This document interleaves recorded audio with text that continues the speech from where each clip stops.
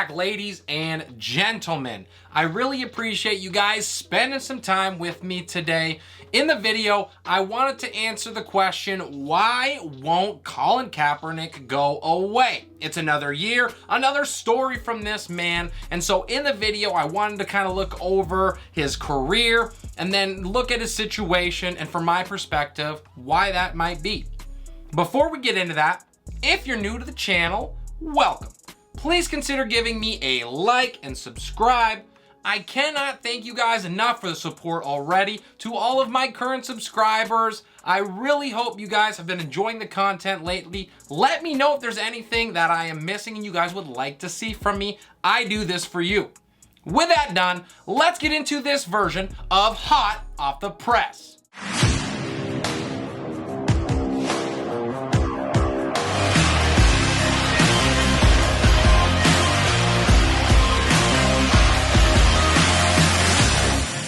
We start in 2011, where Colin Kaepernick entered the NFL as a second-round draft pick.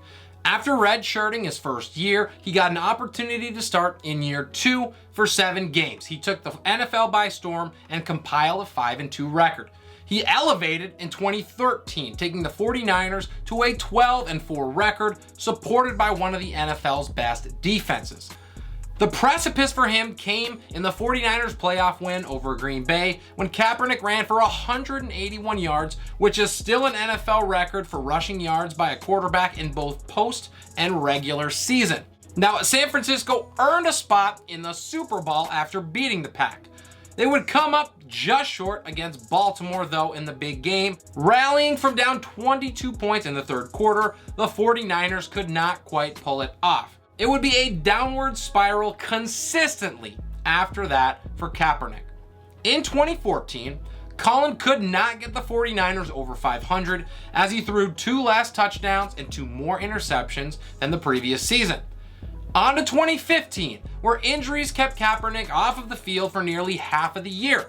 He went 2-6 in the games that he did start.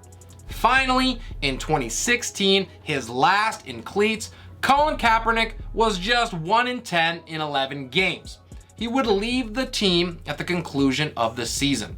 I'm not glossing over it. We all know that there is more to this story, and I'm not going to get too deep into the politics of this one, but I will say this. Kaepernick has been a polarizing figure in the sports world, and I do not believe that his lack of a second chance stems completely from the decision to kneel on that fateful day in September 2016. Now, did it have an impact on teams wanting to bring him in?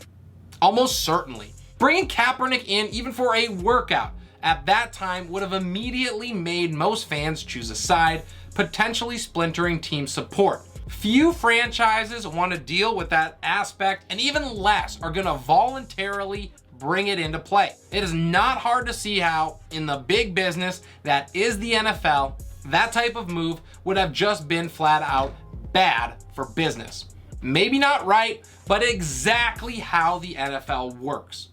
But we have repeatedly seen how great talent overrules not so great decision making.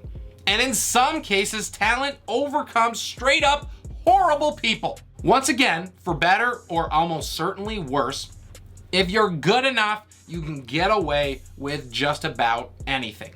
The problem for Kaepernick was not just that he had put himself in a position to polarize NFL fans everywhere. It was that he no longer had the game to make the juice worth the squeeze, so to speak.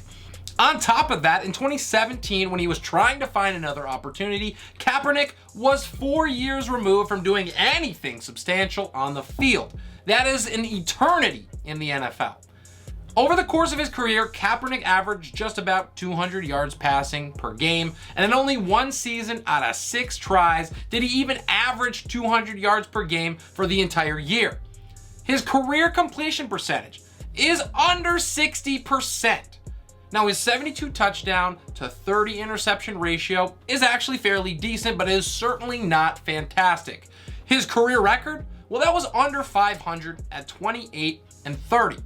He never broke a 100 QB rating in any season for the course of it, and while his rushing prowess was certainly impressive, it did not translate to wins and losses on the football field. In the final 3 years of his career, he was 11-24. I mean, come on, man. When you're not even winning a third of your games, you do not last in the NFL, period. My issue with Colin Kaepernick is not that he decided to kneel. Now, I don't agree with it, but hey, it is a free country and he is exercising his rights.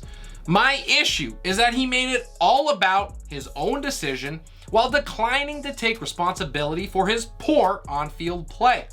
Did he ever consider, even for a minute, that maybe he just didn't have it anymore and that was the reason that he was not getting any looks? The answer to that question became abundantly clear this week when Kaepernick stated on the I Am Athlete show, "I know I have to find my way back in, so if I have to come in as a backup, that's fine."